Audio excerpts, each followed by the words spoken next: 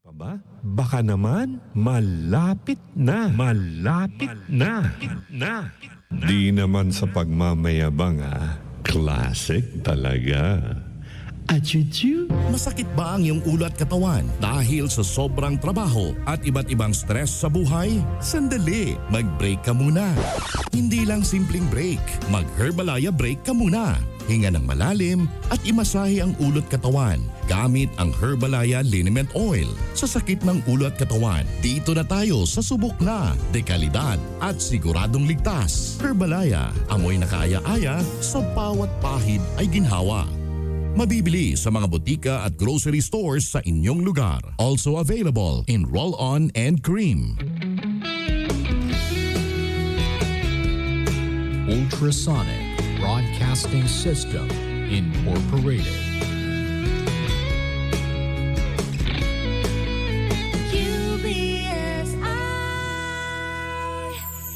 UBSI. Informing and entertaining Filipinos since 1998. Energy, energy, energy, energy!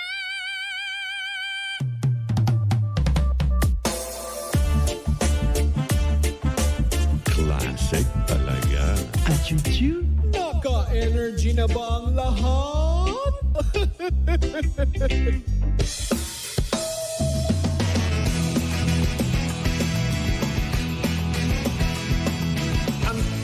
Sikat na FM. Energy FM. Araw at gabi mo'y tunay na sasaya dito. Sagot namin, tugtugan, kantahan. Walang patid na tawanan at kulitan. Huwag mong sabihin radyo, sabihin mo Number 1. Energy. Ito ang number 1, 06.7 Energy FM. Sa bahay, opisina, kotse, taxi at jeep. What? Tricycle, FX, bus na masigip. O kaya? Palengke, internet, plaza, karinderya. Energy FM, nagbibigay saya. Huwag mong sabihin radyo, sabihin mo Number 1. Energy. Pangga, energy kaibigan mo. Pangga, energy ang numero uno. Agad pumango na at isigaw mo. Same, pero iba. Huwag mong sabihin radyo, sabihin mo energy. Naka-energy na ba ang lahat? Lagi-lagi. Ang nag-iisang girlfriend mo sa radyo, DJ Lindsay. Ang pinakamakulit na girlfriend mo sa balat ng radyo. Isang magandang morning sa inyong lahat. Ako pa rin po nag-iisang girlfriend mo sa radio. My name is Lindsay. Makulit pero may puso, handang makinig sa mga kwento mo. Alam mo, feeling ko kailangan mo na siyang iwan kasi it doesn't make sense. Ang kwento sa lihim ng liham. Mahal kong Lindsay. Kailangan ko po ng tulong nyo. Lalong-lalo na po yung mga pangga natin na meron na pong mga asawa. Ako lang po ba yung naiinis kapag pinabaling po sa babae lahat ng trabaho? Nakakapagod din po maging babae. My boyfriend and I have been living together for 2 years now. Meron na po kaming cute na anak. Pero naiinggit ako sa tuwing nakakakita po ako ng videos na yung tatay, buhat-buhat yung anak niya at inaalagaan niya para makapagpahinga naman ng konti yung nanay. Gusto ko rin po kasing maranasan yun. Gusto ko maramdaman na hindi lang ako yung nagpapalaki sa baby namin. Kapag gabi po, nag-work po ako sa isang call center. Work from home. kada iiyak si baby, tinatry niya naman na patahanin. Kaso, iniiyakan lang din siya.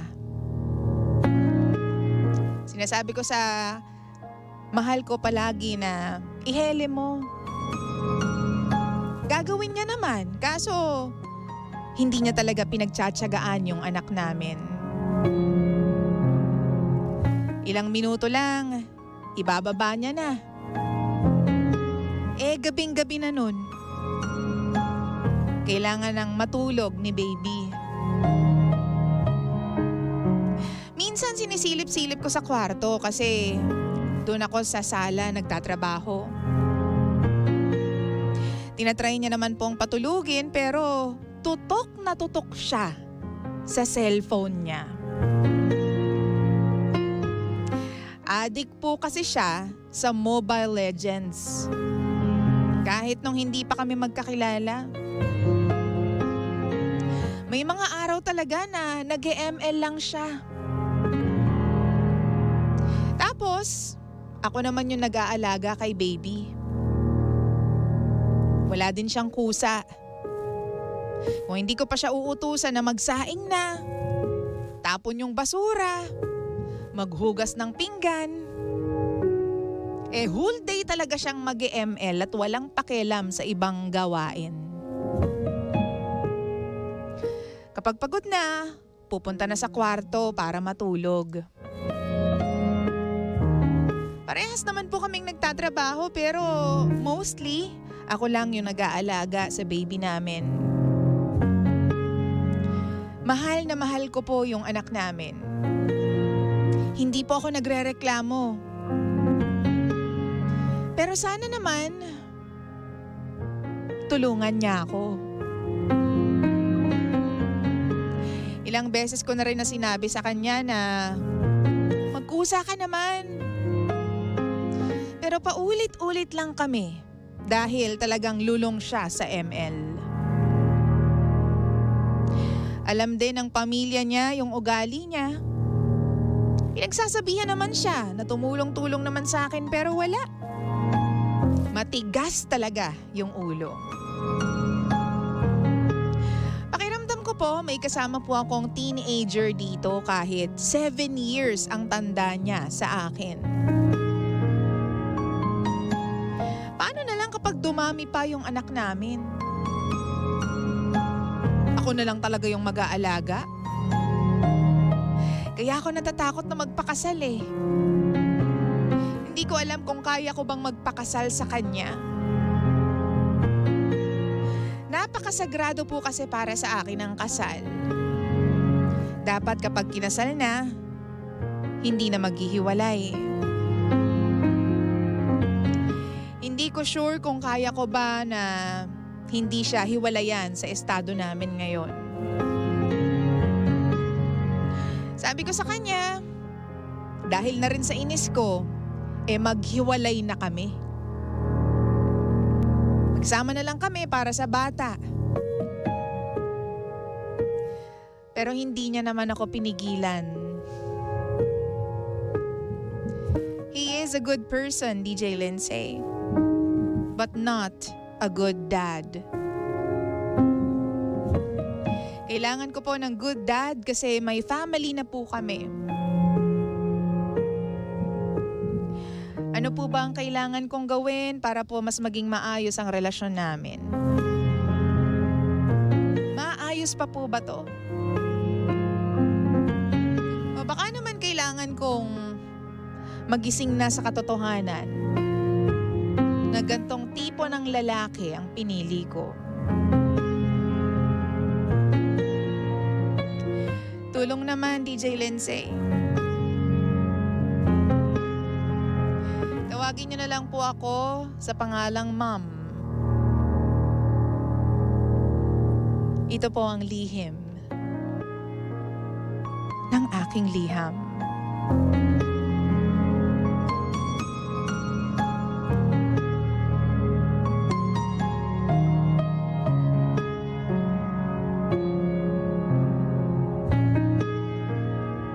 Lihim ng liham.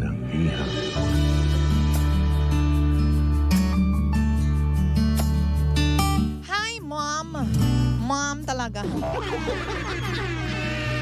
Hi, Mom. Nakakaloka. This is Lihim ng Liham. At ako pa rin po nag-iisang girlfriend mo sa radio. My name is Lindsay. Lindsay. Yahoo! On a Valentine's Day. Happy Valentine's Day sa lahat. Ewan ko ba kung ba't excited ako sa Valentine's Day. Wala namang ganap. Pero yung thought lang na it's a day for love and a day for pag-ibig. Wala lang, nakakakilig lang. Kinikilig ako para sa ating lahat. Wow! Wala lang. Happy Valentine's Day po. Ang problema po ni Ma'am ay talaga naman pong wala yung asawa niya parang walang silbi. Yun na lang. Diretsahan na sorry na. Walang silbi. Walang ambag sa lipunan talaga. Kundi mag-ML lang the whole day. Tapos kailangan mo pang utusan. Kailangan mo pukpukin, di ba? Walang pagkukusa. In fairness naman, alam mo talagang nakaka-amaze din talaga kapag nakakakita ako ng mga lalaki na may kusa. Yung kusang nagluluto kasi alam nila na hindi gaano marunong yung asawa nila na magluto. Parang nakakataas ng pagrespeto sa lalaki kapag nakakakita ako ng ganyan. Naglilinis ng bahay, 'di ba? Nag-aalaga ng misis niya. 'Yun yung ilan sa mga bagay na rare mong makikita sa lalaki. Wow! Kasi yung mga lalaki ngayon wala na talagang kusa. Walang ginawa kundi maglaro, walang ginawa kundi magpasarap sa buhay, 'di ba? Nakakalungkot man isipin pero yan po talaga yung katotohanan ng buhay, 'di ba? Napakaswerte mo kapag yung asawa mo ay may pagkukusa, kusang tumutulong sa iyo sa gawaing bahay, ganyan, may care sa mga anak. 'Di ba may mga lalaki na sila pa ngayon nagtatali ng buhok ng mga anak nila pagpapasok na sa school? May mga lalaki din na sila naglo-laundry, sila naglalaba, 'di ba? Namamalansya, ganyan.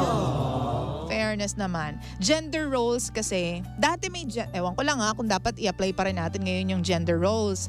Pero kasi naniniwala ako na dapat basic yan Basic sa tao yan na marunong kang tumulong lalo na kapag may pamilya ka na. Wow! Actually, hindi yan pagtulong sa asawa mo Responsibilidad mo kasi yan, di ba?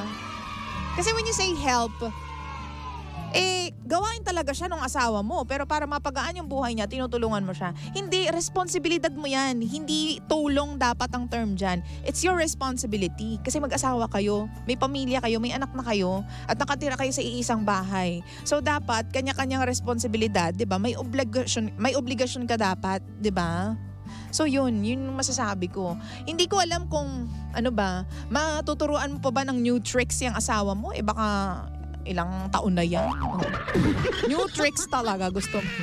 Hindi ba? Kasi minsan ang lalaki kahit anong sabihin mo sa kanila parang sarado yung isip, sarado yung utak, sarado yung tenga, sarado yung mata.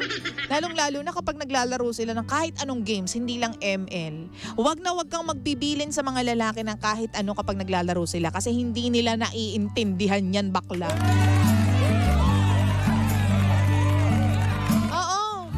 Tried and tested. Kahit sinong lalaki na naglalaro, huwag mong kakausapin, huwag mong pagbibilinan. Kasi hindi nila alam kung anong sinasagot nila. Maiinis ka lang kasi uulitin mo na naman pagtapos nila maglaro. Sabi dito happy New Year. Mga bitter kayo dyan. Panoorin niyo po kami on Facebook Live, facebook.com/energyfm1067 Makita mo yung bulaklak ko. Ate Faye Lara, good morning. Ate Yoli, good morning. Ate Letty Seaman, happy Valentine's Day mga pangga. Sabi dito, sad naman, hindi ka mahal noon kaya hindi ka, pinigilan. Mahalin mo na lang ang sarili mo at ang baby mo. Sabi naman ni Arch, marriage is a partnership. Dapat talaga tulungan yan. Be it financially, emotional, or domestic issues. You need to have a serious dialogue about his video game addiction. Yes, it is an addiction na dapat maalis. Pag ayaw magbago, maybe it's time to leave the relationship. He seriously needs intervention. Happy Valentine's Day to my lovely wife, Pearl Monzon. Happy Valentine's Day po sa inyong mag-asawa. Diba, yung mga lalaking ganyan, nag-asawa, nag-anak, pero hindi alam, diba, gumanap sa kanilang responsibilidad. Nakakainis. Di mo alam kung paano ba siya pinalaki ng mga magulang niya. Diba? Sa bagay kasi makikita mo naman yan eh. May mga lalaki kasi talaga 'di ba na bago pa lang kayo, makikita mo na mabait, hindi tumitingin sa iba, 'di ba? Talagang ang best friend niya is yung asawa niya. Pero may mga lalaki din naman na alam mo sa umpisa na iba ang priority sa buhay. Alam mo sa umpisa na parang wala siyang direksyon. But still, pikit mata. Binuksan mo lang talaga yung puso mo. 'Di ba? Alam mo na yan yung problema niya ever since eh. Akala kasi natin magbabago ang tao. Yan yung problema nating mga babae. Akala natin kapag may nangyaring malaking event sa buhay ninyong dalawa, 'di ba? May posibilidad pa na magbago siya. Minsan diyan tayo nagkakamali. Kasi diyan tayo napapaso eh. 'Di ba? Parang voila! Hindi siya nagbago, ganun pa rin siya. Kung paano siya nung binata siya, ganun pa rin siya. Walang pagbabago. Surprise! Oo, which is masakit para sa ating mga babae. Hindi ko alam kung madadala pa siya ng usapan. Kasi kung ilang beses mo na siyang pinagsabihan, tapos, alam mo yon, sinabihan mo pa na maghiwalay na kayong dalawa, pero hindi ka pinigilan. 'Di ba? Feeling ko it's time to do the do. You know what I mean? Pag sinabi mo, naaalis ka at maghiwalay na kayo, gawin mo. Maiba naman, hindi yung puro kasalita. Yan din problema natin mga babae eh. Nauuna kasi yung mga bibig natin kesa sa gawa natin eh. Gawin mo. Diba? Gawin mo, wag ka na matakot. Wow! Total, ganun din naman eh. Kapag naghiwalay kayong dalawa, ikaw din naman yung gagalaw, ikaw din yung magtatrabaho, ikaw lang din yung mag-aalaga sa anak mo. Di ganun din naman eh. Walang pinagbago. So, hiwalay na lang tayo. Diba? Gets mo? Kesa naman sa, alam mo yon, nandyan nga siya, pero para siyang palamuti sa sala. Diba? Wala siyang ganap. Walang tulong. Oo, diba? So, siguro kung ganyan siya kahirap kausap, try mong iwanan. Tingnan natin kung hahabulin kayong mag-ina. Pag hindi kayo hinabol, alam mo na kung anong sagot. Diba? I'm sorry, yung iba might not, understand where I'm coming from. Pero meron kasi ako mga kilalang ganyan na mga lalaki na parang ML is life, na parang cellphone and video games is life. Oo, ang hirap kausapin ng mga ganyan. Maaawa ka lang sa sarili mo, bakla. Promise. Oo, yung mga lalaking wala nang kinalakihan, yung hindi alam kung anong responsibilidad nila. Pero alam mo minsan kung anong may sanib sa kanila. Ano bang meron dyan sa mga games na hindi nyo maiwan-iwanan? Diba? Nakakayamot yung mga ganyan. Sabi dito, Happy Valentine's Day, DJ Lensay, ang puso mo. Oo nga eh. Ay, sabi ni Claudine Villastique. Oo, sabi, i-triple kill na lang. Hehehe, Happy Valentine's Day po. Diba? Sabi naman ni Abet Menders. Oo. Happy Valentine's Day, DJ Lensay. Ang hirap ng problema ni ma'am. Dapat tulungan kayo. Wag mong paiskurin. Sabihin mo magsipag ka sa gawaing bahay. Ganun. Oo nga naman. Pero feeling ko yung mga ganyang lalaki wala nang pakialam sa mundo. Sarili lang kasi nila ang iniisip nila. Yun. Ano makakapagpasarap sa kanila, yun lang yung gagawin nila. Sarili lang, selfish. Ang mga lalaking ganyan, ang mga taong ganyan. No? May mga babae din naman na ganyan. Diba? Pero dito kasi sa kwento natin, lalaki yung may problema. Diba? Ang iniisip lang nila yung sarili nila. As long as nag-e-enjoy sila, as long as talagang nafo-fulfill sila sa paglalaro nila, wala silang pakialam sa iba. Wala silang pakialam kahit na nagkakanda, kuba-kuba na yung asawa niya. Diba? Ang mahalaga, victory ang ending ng game niya. Diba no, baby Toby? Yung mga ganyan, mga lalaking ganyan eh, kaya nakakainis yan. Diba? So pumili kayo ng mga lalaki. May mga lalaki na una pa lang makikita mo kung anong dating nila. Diba? At minsan red flag pero hindi natin pinapansin. But if I were you, yung lightest, diba, simplest form of red flag, i-consider mo yan. Diba? May mga lalaki din talaga na kaya kang tulungan financially, kaya kang tulungan sa buhay. Diba? Iba-iba talaga mga lalaki, kaya naman choose your man wisely. Choose your man pala, hindi ba? Ang dami mong lalaki. Choose your man wisely. Oo, diba? Tsaka yung pagpapakasal, naku, mahirap magpakasal nowadays. Diba? So dapat piliin mo talaga yung lalaking sa tingin mo makakasama mo sa hirap at sa ginhawa. Hindi yung puro ginhawa lang siya tapos ikaw yung naghihirap. Sa totoo lang ha, Mas madaming ang ginagawa ang mga kababaihan kaysa sa mga kalalakihan eh. Tulad na lang ng letter sender natin. Ano bang ginagawa niya? Naglalaro lang siya. Ang babae naglilinis ng bahay, naglalaban ng damit, namamalaan siya ng damit, nag-aalaga sa mga anak, nagluluto, pinapakain yung anak, sila pa yung nagtuturo ng ng moral sa mga anak, di ba? Ano pa? Sila pa yung doktor ng mga anak, nurse ng mga anak, doktor ng mga asawa, plus pinapaligaya mo pa yung asawa mo, di ba? Pinapaligaya as in romantically speaking, like in bed, di ba? Ang daming ginagawa ng babae. Baka naman mga lalaki gusto nyo silang tulungan. Gusto nyo kaming tulungan, no? Tapos hindi nyo kami bibigyan ng allowance? Yung mga anak nga may allowance. Yung mga misis walang allowance. Samantalang ang dami-dami namin ginagawa. Bibigyan ninyo pambili lang ng mga grocery, mga pagkain. Para sa buong buong bahay yun eh. 'Di ba? Paano naman yung para sa misis mo lang? Para sa asawa mo lang? Paano naman yung pampaganda niya? Pampaligaya sa kanya, pambili niya ng mga kaartehan niya? Dapat covered yun ang allowance ng asawa. Hindi yung binibigay mo lang pang grocery, pambayad ng mga bills. Excuse me, dadaan kaming mga babae. Kaya nga, kayong mga babae, mga kapwa ko babae, I tell you, iba pa rin talaga kapag meron kang sariling tathong, may sarili kang pera, may sarili kang kabuhayan. Iba pa rin talaga yan. Kasi hindi ka aasa ng aasa sa asawa mo. Hirap ka na pero hindi ka pa makaalis, hindi ka pa makahiwalay dyan sa asawa mo because why?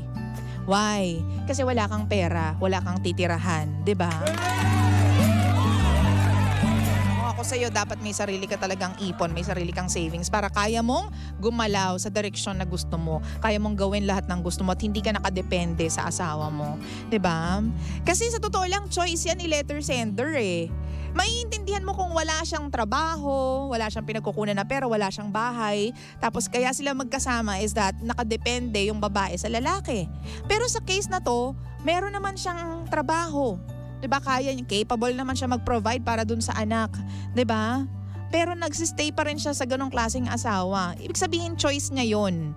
'Di ba? Choice niya 'yon. Kaya ikaw, ma'am, nakikinig ka man ngayon, may choice ka ring umalis kung gugustuhin mo. Lalo na kung hindi na nasa-serve ni lalaki yung kanyang responsibilidad. Hindi niya nagagawa yung responsibilidad. Di pa pala kayo kasal, di ba? Isip-isip ka. Sabi ni Gretchen, Happy Valentine's Day, DJ Lindsay. Hi, ma'am. Kaya mo po yan, mag-usap po kayo ng masinsinan at magdesisyon po ng dapat gawin. Ipagdasal niyo po yan sa Panginoon. Ako, dinamay na si Lord. I rest my case. Sabi dito ni Baby Rodriguez, kaya nga po dapat iisipin muna kung siya na ba talaga yung perfect guy bago pumasok sa pag-aasawa. Happy Valentine's Day po sa ating lahat. Sabi naman dito ni Camille Fulgencio, Happy Valentine's Day, DJ Lindsay. Shoutout po sa Auntie Suzette na laging nakikinig sa'yo. Hello po, kamusta po kayo dyan? Sabi naman po ni Marilu, very true yan, DJ Lindsay. And sabi ni Alvin, Happy Valentine's Day, DJ Lindsay, watching from Riyadh, Saudi Arabia. Hello! Pero kayo bati ng Valentine's Day, wala man lang nagpapadala dito ng chocolate. Uy, wag ganon. So there. Siguro yun lang ang masasabi ko. You have the choice. You still have the die to cast. So if I were you, magdesisyon ka na habang maaga pa. Kausapin mo siya. Kapag di kayo nagkasundo, you know what to do. Diba? Nasa iyo naman talaga ang huling halakhak. Nasa iyo ang baraha. Whatever you wanna do in life because you have your kid na. Diba? Meron ka ng anak. So you have to decide. Lalo na kung hindi naman nakakatulong dyan sa buhay mo yung asawa mo. Kahit ilang beses mo nang kinausap, ang sakit sa ulo ng ganyan. Ay, nako. Huwag ko na lang talaga mag-tell. Uy. 9:34 in the morning at syempre naman, mahirap talaga mag-asawa. Kaya naman dapat that it's a give and take process, no? Para sa lahat po ng mga misis at mister na magkasama po sa bahay. Huwag puro inaasa kay misis. Napapagod din ang mga misis. Hindi kami si superwoman, no? Yeah!